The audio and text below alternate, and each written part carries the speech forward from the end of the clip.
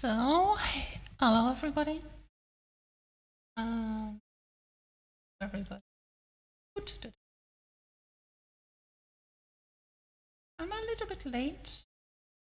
Trying to find some space to do stuff today. Yeah, I know. A bit late. Pretty late. Hmm. So,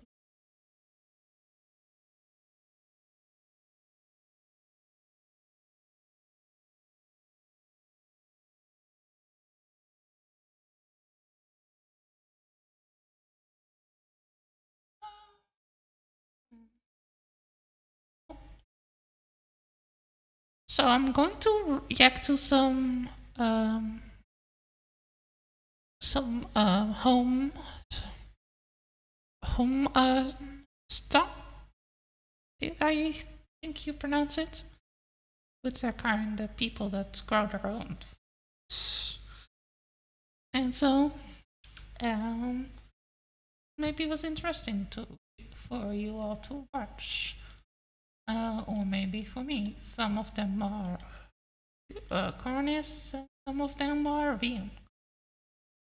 I really look forward to this myself because I really want to promote animal exploitation. So I probably will say more when I give more commentary when I watch the part of the animals exploitation.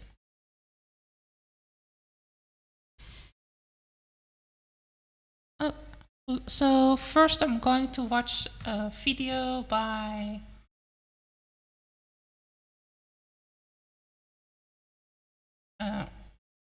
one of the friends of the vegan zombie, John Ted.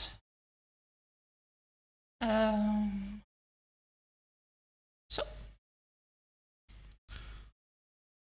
I'm off to meet a stranger, a wonderful stranger named Joe. He's vegan and he gardens the and he's someone I don't really know. I'm riding solo today, but we're gonna go check out a really awesome garden. It's about an hour away, and it's not quite all the way down in Ithaca where Jay lives. I'm running a little late, so I gotta head down and we're gonna meet Joe. Well, I just pulled in. From what I can see right here, it looks like it's gonna be a fun trip though. There's a greenhouse and a big barn. I think I'm gonna run inside the greenhouse and meet up with Joe right now. So let's go. Let me introduce you to Joe. I'm really excited. It's hey, Joel. Beautiful here. So Joe, tell us a little bit about.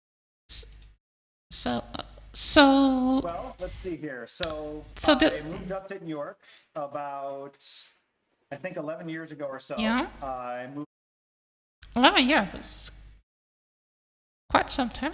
from the Midwest. I have always had an interest in homesteading, and It's quite a lot. Around 11 years he's doing that. If he's doing 11 years, that's correct.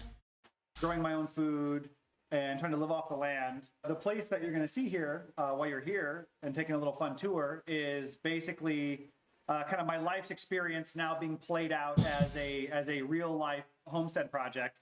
I've actually been a strict vegan for, I think, just over 20 years now. Oh, just over 20 years? Let me look. This video is from... Oh, there's 24 years. He's no longer vegan than I've been. That's interesting.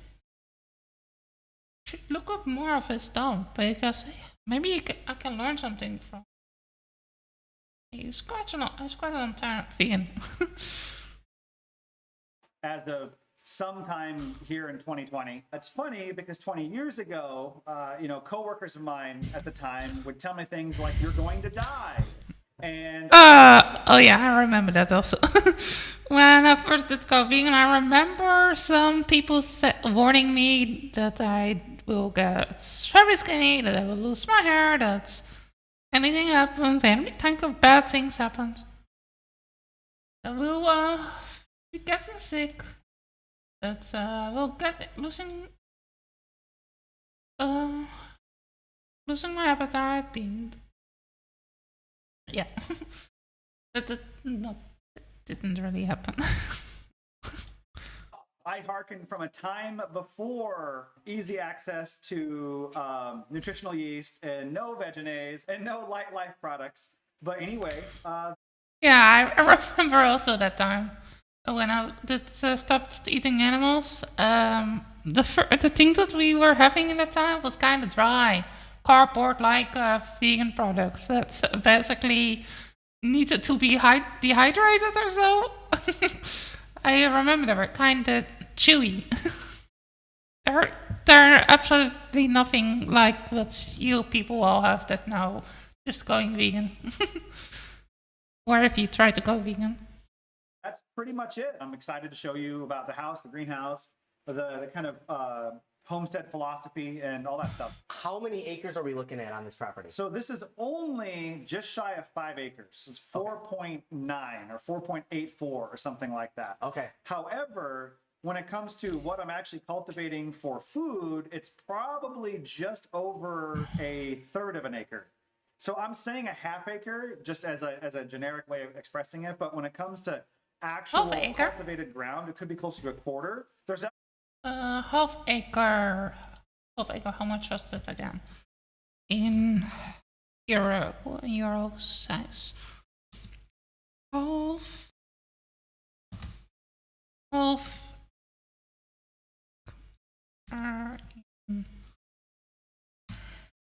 square in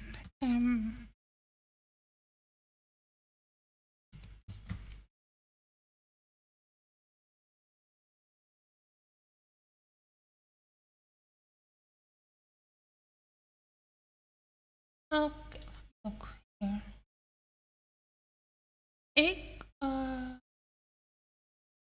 1 acre is 300 is 400 4,000 square meters. It seems so. That is that's kind of a lot. That is that's more than I want to try. But I think I need to have for mine.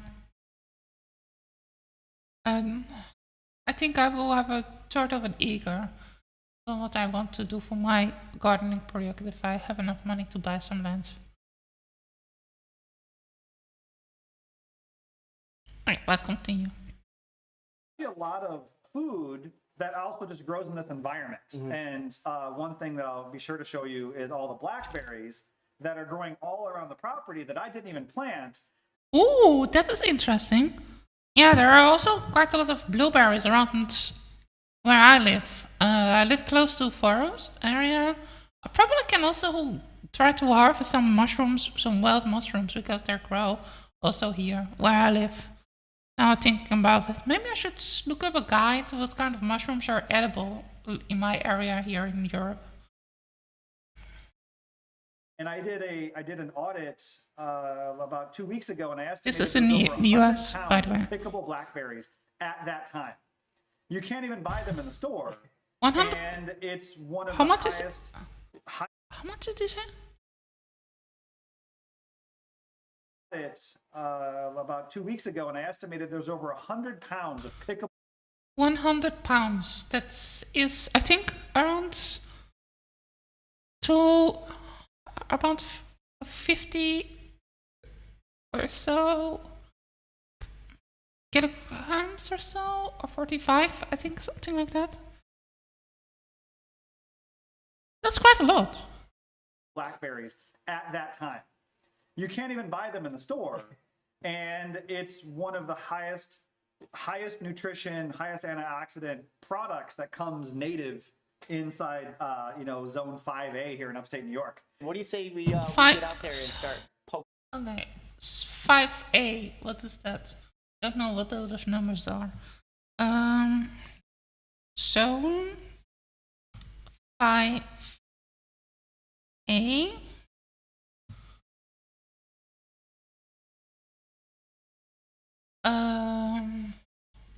What does this mean?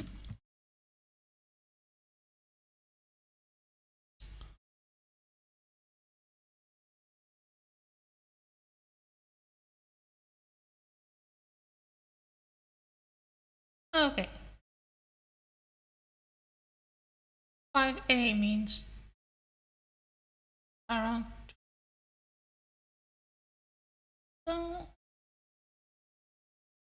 I think it's similar to what I have here. Europe, plus.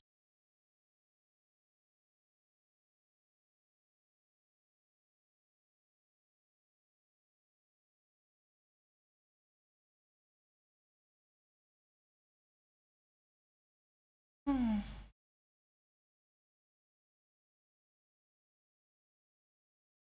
Looks about. Okay. I have no clue what this means. I think it is around the same temperature as here in uh, Germany, Belgium.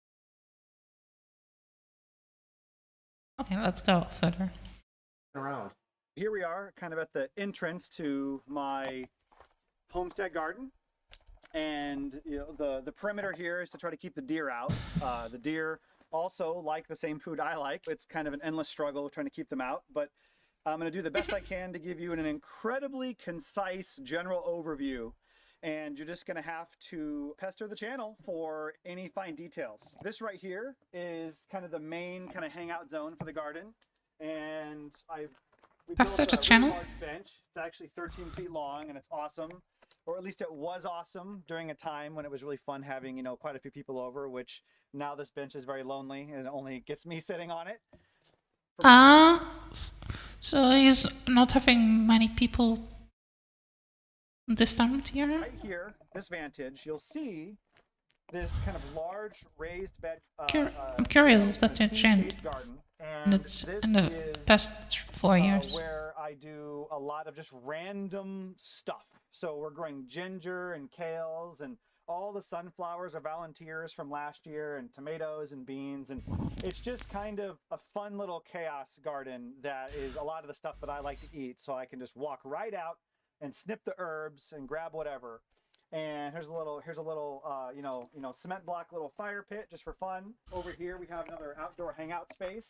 $50 grill from Craigslist a friend picked up. One thing I want to preface is that we're Craigslist? I think that's some American thing. Is it the kind of trading stuff? Let me look what crack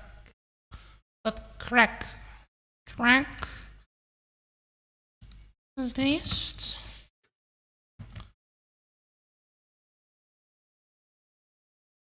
Oh, I think it's a Canada thing, I think.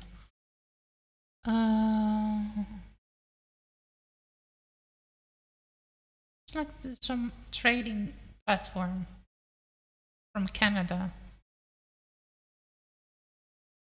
kind of in a historic drought right now for this part of upstate New York. Everything is stressed to the max. My personal calculation is on this homestead between 16 and 20 plus inches short for the year on total precipitation, which is somewhere around half the rainfall this area is supposed to get for the year. So it's incredibly dry. So a lot of the plants are stressed. That's my incredible dry. So it's dry there right now? disclaimer for seeing stressed out plants. Right here, this is kind of like the general working area and a little hangout zone, some shade, and we can drop the shade cloth and hang out there. When I say we, it's mostly just me. And here's these big kind of farm benches that I built 2 years ago.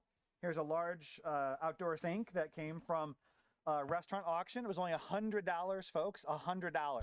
So always check your restaurant auctions because that sink is priceless for this entire operation. You can clean so much produce in it. Composting system going on over there, and we just have general garden supplies and my little garden tool shed that's falling apart.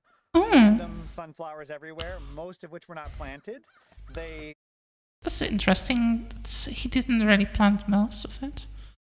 Try to do a big bumper crop of sweet potatoes. Now, sweet potatoes are something we can talk about at length. Oh, sweet potatoes? I'm trying to grow them this year, actually, sweet potatoes. I did put some in water. And I'm trying to try if I can sprout them. So then I can then cut the tops of them, and then I can put those in the water, and those can turn them into little plants. That's what I did here about it. Maybe I shouldn't. Maybe I can film it a little bit if it starts to sprout.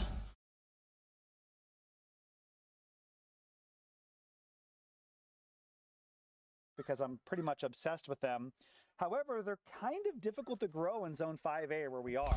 The raised bed gave us more control, and I'm very excited to see how many potatoes we get from this. The greens on the sweet potatoes look fantastic, but, you know, I've yet to dig any up. Well, we're looking. Yeah. I remember in my community garden I have like clay ground. I was trying to grow them in the sand ground closer to my house, and I did try that there and didn't go so good there, but it did go quite good in my clay ground for some reason. Maybe it is because it is kind of more soil that takes more sand up. Also, I was trying to grow them already very early in the year. Maybe that's also why it did go so well. Right now, I can give you all a very general overview. This is the majority of the kind of subsistence veganic garden. And then you see the passive solar house that I built in 2015, and the large... I'm so jealous. I wish I was having my house next to my garden, with sun energy on top of my house. I wish I was living on something like this. I'm really jealous. I'm feeling really jealous about seeing stuff like that. People living their life, and then I'm restricted with my life, the things that stop me from doing the stuff that I have, like money, like annoying farmers that don't really want to sell their lands to people that are not in the system, and so on. I really hope I find some way. Climate specific passive solar greenhouse, and which I would like to talk about at length later as well, but we're trying to stay focused on the food. And so what we have right here is 7 100-foot-long rows that are the primary food-producing cultivated area of this particular plot. These 7 rows. You can see I've got potatoes growing right here. This is actually the second planting of potatoes. Now, we're Zone 5A. A lot of people would not normally try to do 2 rounds of potatoes. But one thing about this particular homestead is that despite the fact that I don't live a subsistence lifestyle, because it's not that hard to do, it would be easy to live exclusively on the food that we can grow in literally just this spot right here. This was a terrible year for potatoes. I think we only pulled about 80 to 90 pounds out of this entire row already, but we might be able to get another 10 to 50 pounds out before the winter comes and the frost kills these plants off. A lot. 10 to 20. Okay, that's. I do the math quickly. With not so very around. I think that is around.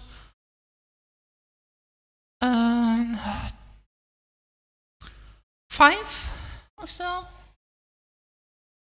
Making 7 input and something between that. Organic gardening work is you being willing to kind of maximize your productivity out of a small amount of space, but it can be diminishing returns. So you have to learn your land and kind of learn what you can get away with. And it looks like I'm going to get away with 2 complete potato crops in Zone 5A.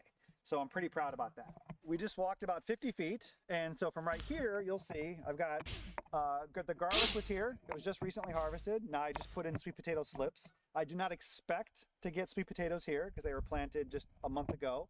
However, the greens are edible, which most people don't know that. and the greens are delicious, and so I could just consider it a salad green. You'll see a very dry pond just over here to my right. The pond and the kind of aquaculture that is inside of this enclosed perimeter is a critical component to actually maintaining this garden space. This pond actually usually for most of the year has at least a few feet of water in it, and with that few feet of water comes snakes, water snakes, you know, every kind of frog under the sun. I think there's at least 5 different varieties, including the tree frogs and the spring peepers. All of those amphibians are a critical component of the pest management in this entire garden ecosystem. A high degree of biodiversity of plants or weeds inside the garden actually allows me to have no formal pest management system. That is cool. I want to also have kind of plants and insects, so I don't need to use pesticides. But also to do something like that. One thing that I wanted to do is, if I was going to start my community, my garden system, is I wanted to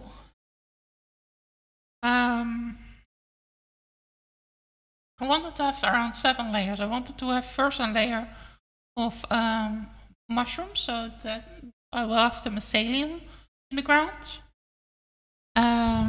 So that keeps the water stable, can give the helps everything working together a bit more. Like you see in forests also, there's always a mycelium layer. Then I want to have a layer of low growing herbs, like oregano and mint and so on. And then I have lower plants like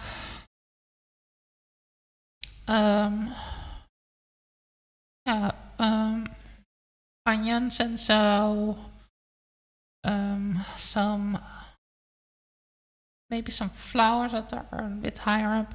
Then tomato plant layer and tomatoes and paprikas, and so then I want to have a vine layer, so those vines can then grow around the trees, like grapes and so.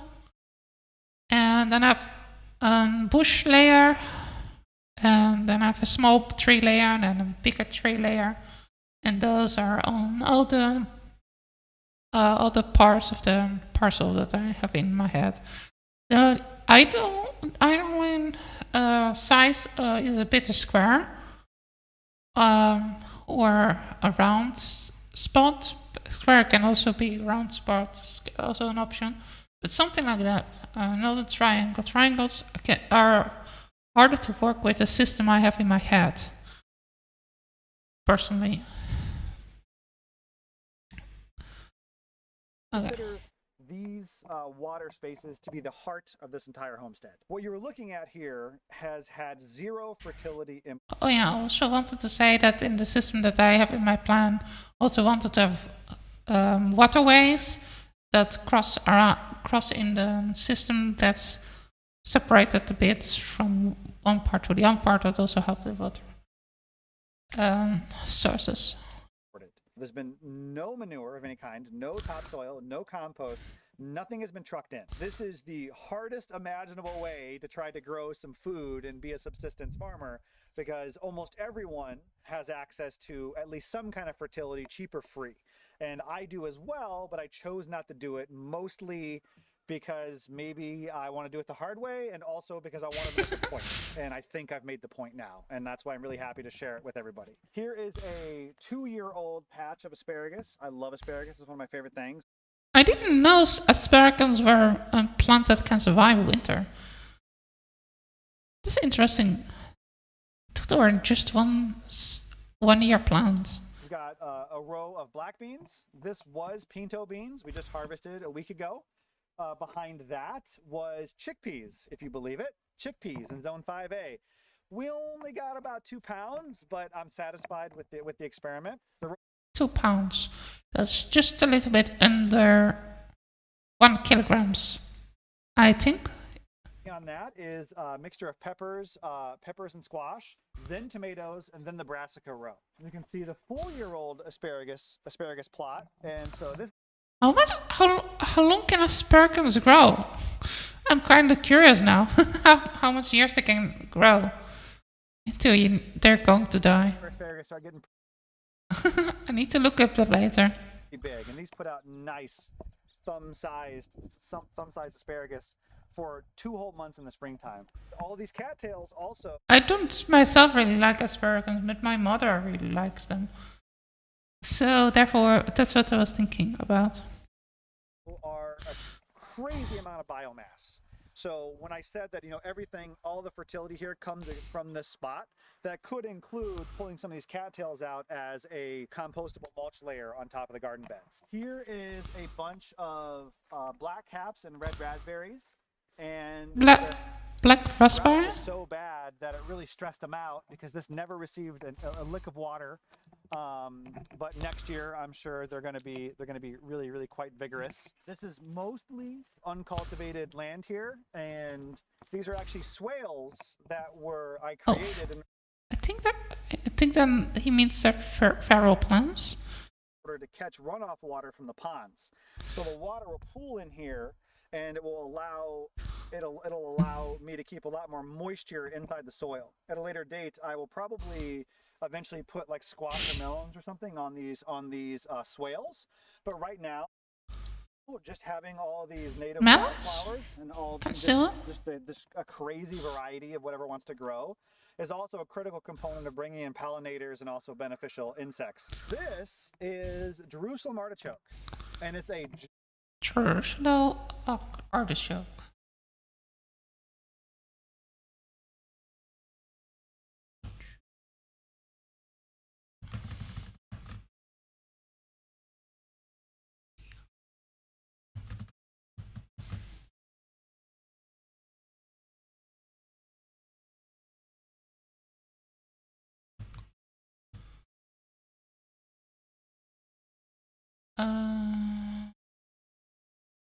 How do you write that? Artichoke. I want to know how this thing tastes. Artichoke.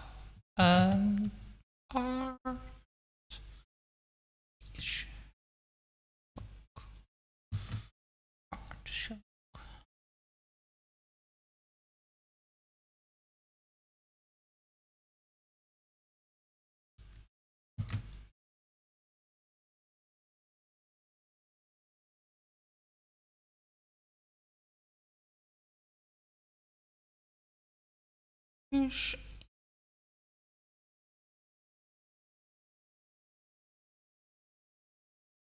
What are terrestrial artichoke?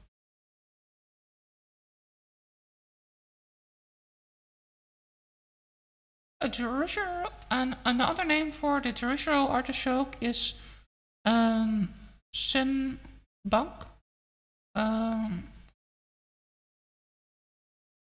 Let me look around it. It's on Monday that profits more common in South America. No matter what it's called, the sweets. This sweet crunchy root vegetable can be added to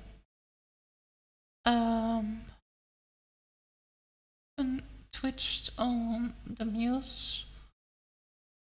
Okay, it's a kind of tuber, it seems. Giant stand of them.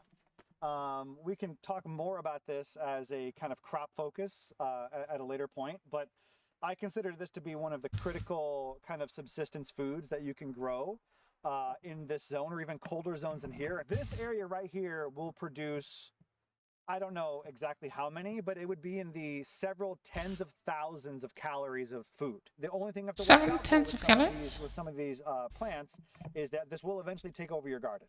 So oh, I see. If I was going to try these plants in my garden, I need to do the same thing as I do with the mint.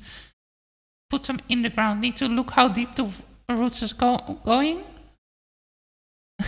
And then make sure it cannot escape. Be careful. And so that's why I have this across the pond from my primary garden space. Everything you see here is grown without the importation of any topsoil, any compost, any manure, or any, like petrochemical fertilizers of any kind. It's literally only using what is already here and trying to cultivate the food that I want to eat. Joe, I want to thank you so much for inviting me out to your place and checking out your vegan homestead. What other tours are we going to do?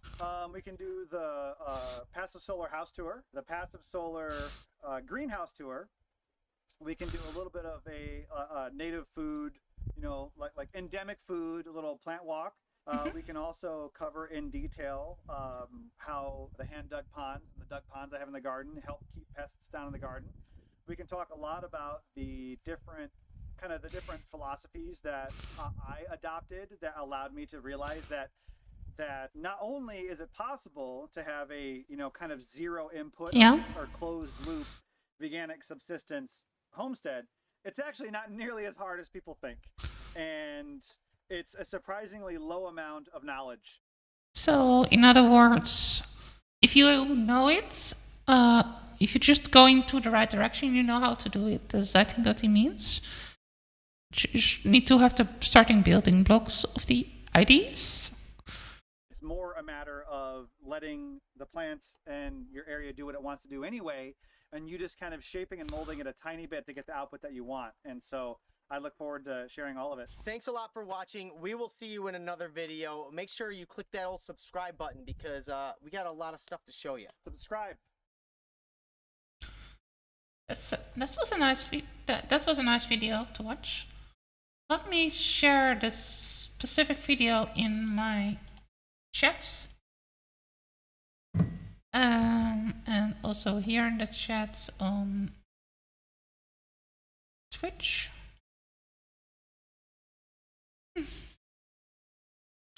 So now this was a very lovely one, I think, and I hope you all will subscribe to John's channel. Now I'm going to look for another video because I also wanted to be more harsh and a little bit more, how to say it, critical. Because now I'm going to react to some asshole. At least I call him they're an asshole, because they are non-vegans doing this kind of stuff. And this was actually the first video I did see when I was looking for this kind of content.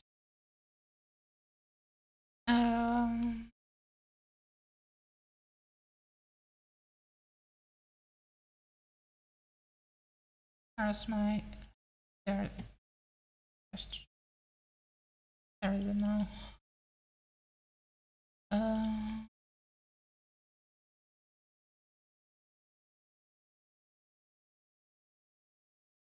So this asshole, I'm calling it asshole because he was eating what I already did see in the end. He was eating animals here, and he was spreading a lot of misinformation from what I did see so far, so fast. So be prepared for me being a little bit angry, and a little bit correcting. And that's what I'm probably going to do. We've had some weather as of late. Oh, okay, right now. Already see you're sounding like you're sounding like a southerner. So he used chickens, and chicken farming actually is really not so good. Even if you talk about grass-fed, I mean, we talk about the whole sustainability thing. The reason they started to do the whole industrialized thing actually was because I did find animal agriculture is not really that sustainable. So let me go open here some sources that I have already put together. This is then on cows. I wasn't having things collected on chickens, but I can open my box about chickens. 1 second.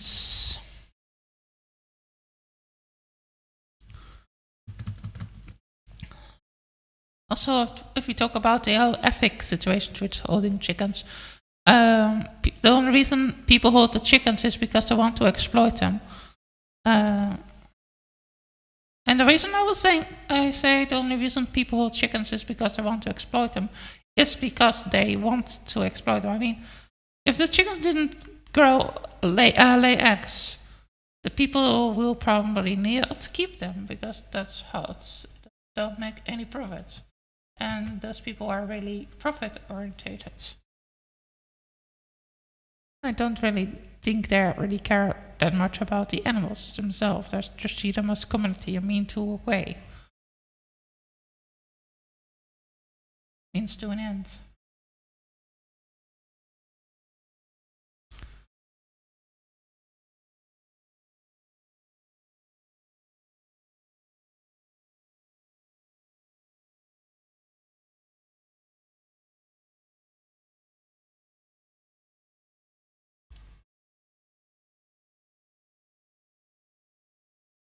Just like with this guy. Let me share. Let me open this window here. Another window. I didn't open. No.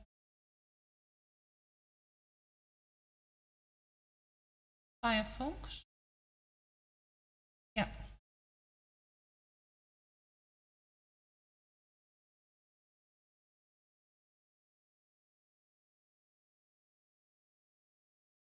Just to show you how unsustainable it is to grow chickens.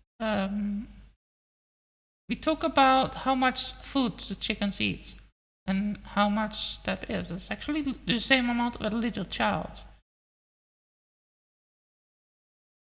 Chickens are not really a good source of sustainable calories. This is very easy to understand if we know basic laws of ecology, like the laws of energy conservation. I'm not sure if you have ever heard about stuff like that, but it is really important if you want to know what is really sustainable. And if we look at it, chickens need around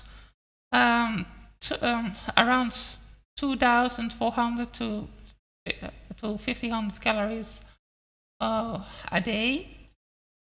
That is around the same amount as a human needs, as a child needs.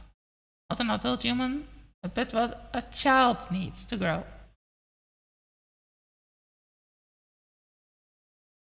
1 calorie of energy required is to gain water. Just to show how not sustainable that is. Just let it go further. Making the sky look stupid. Also, this is of course better for the animal to not be put in a factory farm, but when we talk about sustainability, I mean, that's why those people claim they want to grow their own food. It's not as one of the reasons.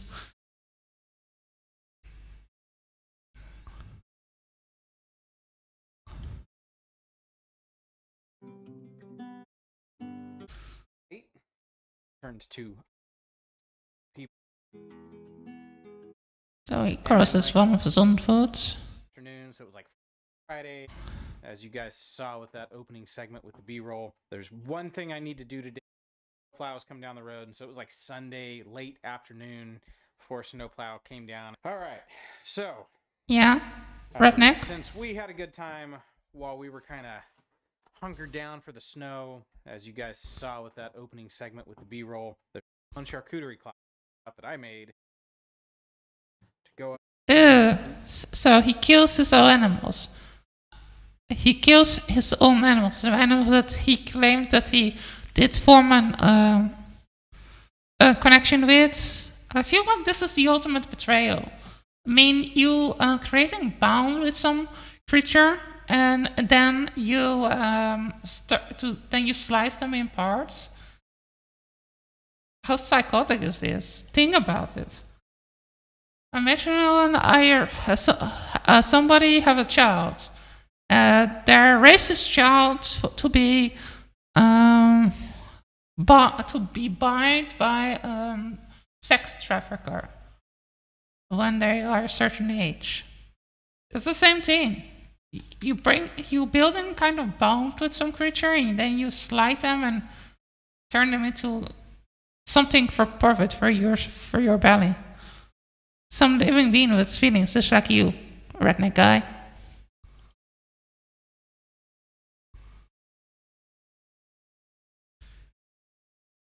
How can he not be disgusted by this? He's serious of something wrong. Also, look at that child. It looks like he's disgusted. He's scared of his father.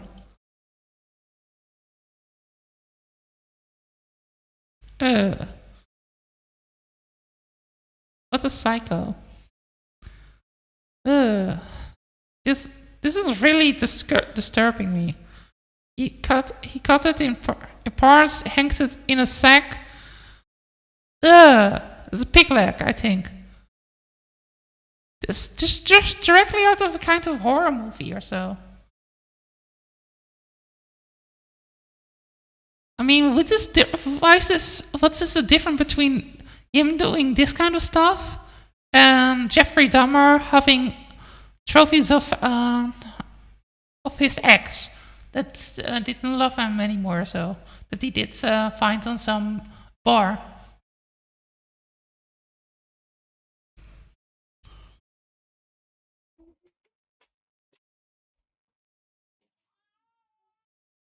What disgusting! He have a whole Morbrian there hanging in the sky. And can't how the fuck? What a psycho! This is not something you need to idolize people. People like them, you shouldn't idolize.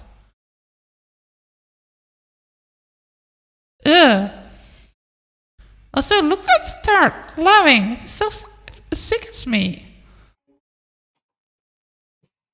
Already. Yeah. So, I mean, that's an itty bitty ham, but it would cure faster. Right. So right. it would be. Do you know what is more sustainable? Just not killing the animals. Just growing pumpkins instead, eating them in the winter.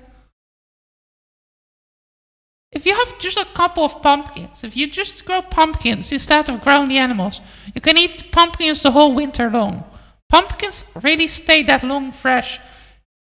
If you have around, so just say, 5 pumpkins or 6 pumpkins, maybe 10 pumpkins, depends on the size of the pumpkins, you can eat them the whole winter from them because the pumpkins very long, fresh. I was having the pumpkins that I grew some time ago. I think not last year was kind of bad. The year before that. I was having a few pumpkins of around 40 kilograms. They were quite heavy to carry to my home. But there they stay fresh for 6 whole months. One of them that I was keeping there was staying fresh 6 months. They were still fresh, still not rotten. Ready sooner. So I'm going to experiment. I'm going to try making a country ham for the weekend. Yes.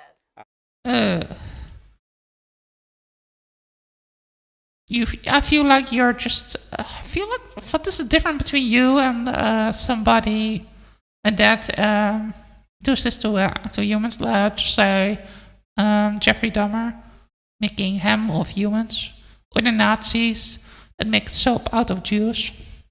What's the difference between you? Just asking the question.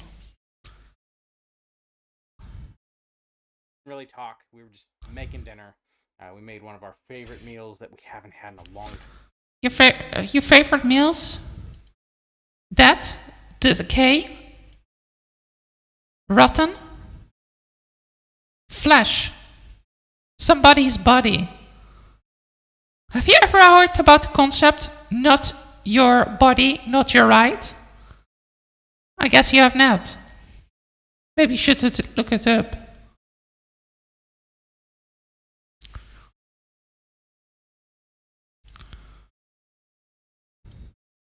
Ugh.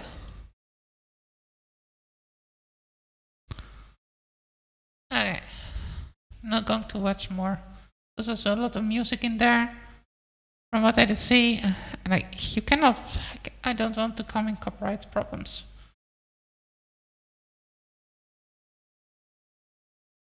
So there was also something others. Not really that much interested to see in that guy. That John guy that I was showing earlier, his content was far more interesting, far more educational, you should all check out that video it was showing earlier. I'm not going to even share the link to that guy's video. A guy is just a creep. I mean, the guy that I was showing was killing animals and making ham out of basically the animals that he raised. Probably did feel some form of connection to him because he raised them and gave them food. It was basically the ultimate betrayer probably to them.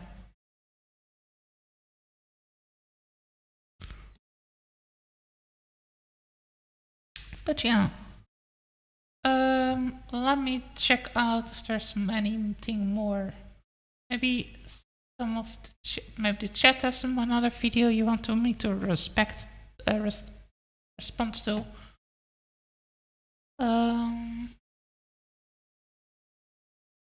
No, I don't see something here right now.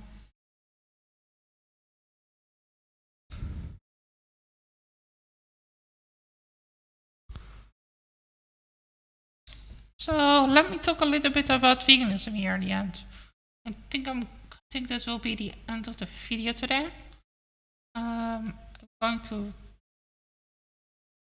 to stop this right now here, and I'm going to show myself here.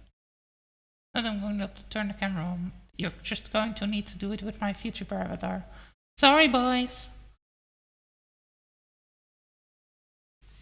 But yeah, the reason that I have been vegan and the reason I want to go more into veganic agriculture stuff is because I think veganic agriculture is the future. Veganic biodiverse forms of agriculture, like the opposite of monocultures. I think permaculture is probably the future. It's probably the most sustainable thing. And I want to go more again into this kind of stuff.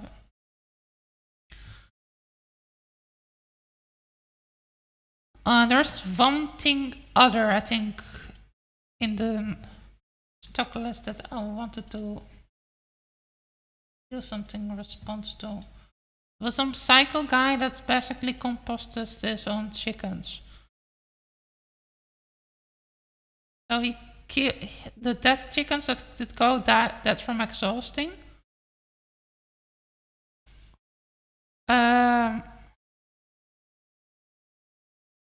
He threw into the bends and then compost their dead bodies into ground gardening compost. It's kind of disgusting. He basically have dead corpses in his compost. Maybe he's going to try. Maybe he's going to try to create a plague. He's trying to bioengineer a new plague. Let me see if I can find the video again.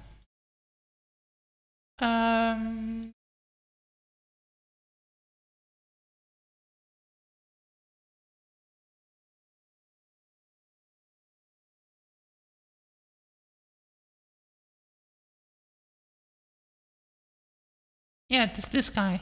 This guy here is. Let me look here. You can see he put it in there.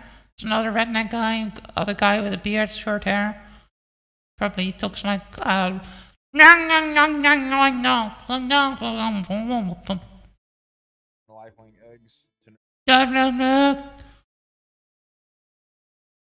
The opportunity to honor this chicken today from our Langhen flock, and I want to show you. Yeah, so this is the tanks you give them. So this is your slave chicken plantation, and when they are stop laying enough eggs for you, profit from them, they're dying. Then you sacrifice them to your composting plant to get even more exploitation out of them. What a glitter redneck guy are you? Look at his face. With his red nose and his red ears. His short, stubby legs and his belly. I think he is a beer drinker also.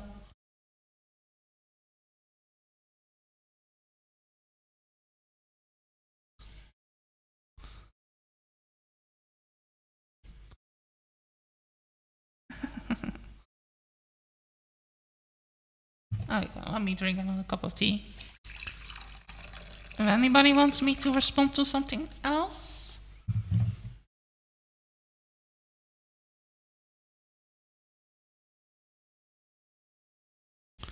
Okay, I drink some tea.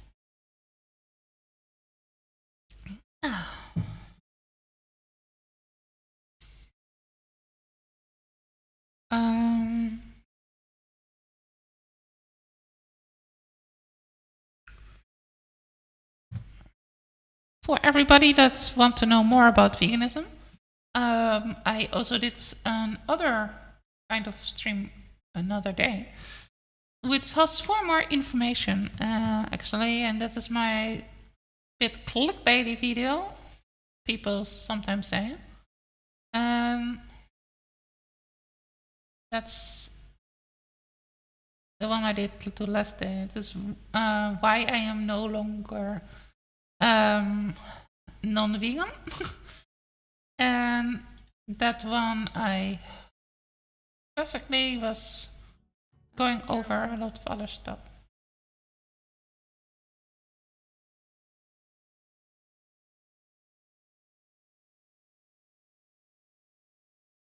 So I'm posting it here in the chat.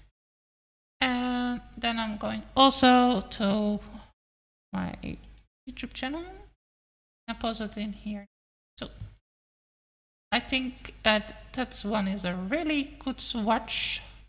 So if you have a little bit of time after I'm going offline today, I highly suggest you're going to watch it, because it is very editorial.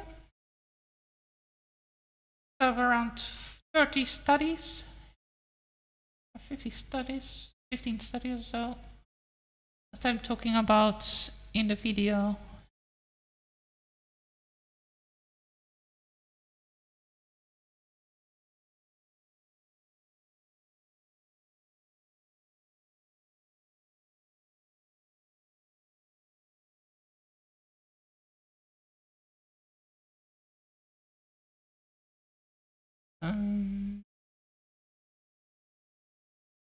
This one.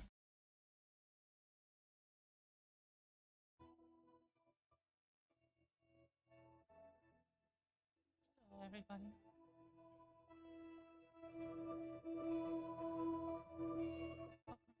Stream.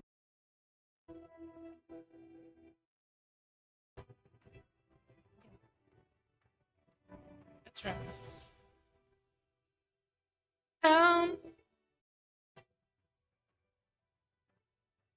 just to show you, in case you have never come across any information about what I am. I am a vegan.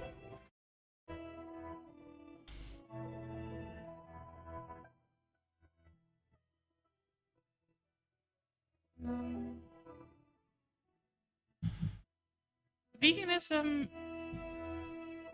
is not just a diet.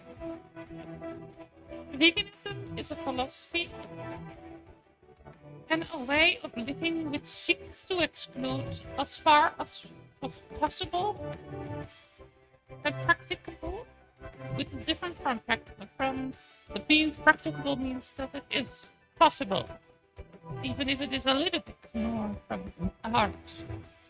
But then it's still be in plain place.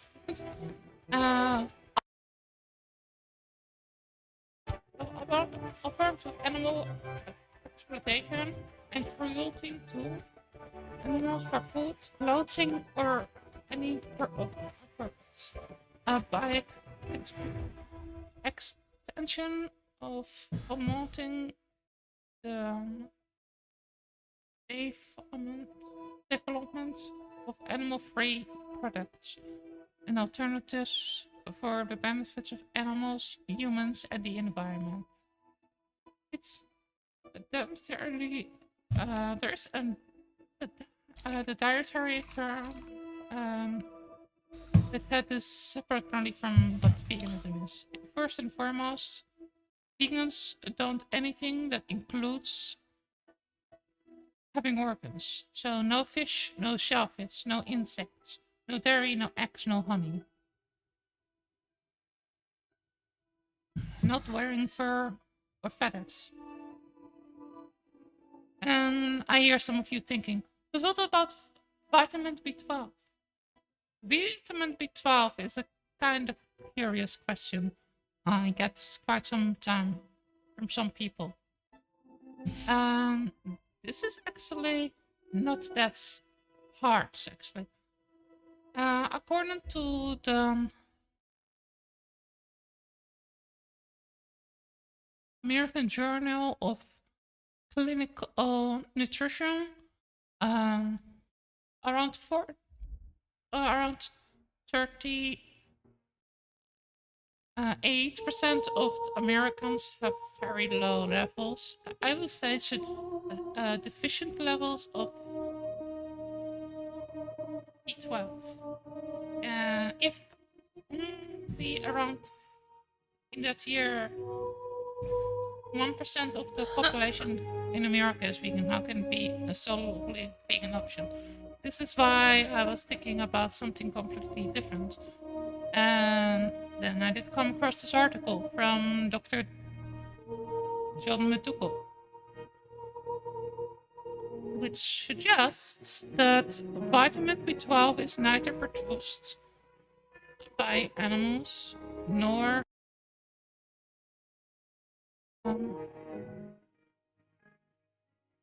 plants. It's produced by bacteria.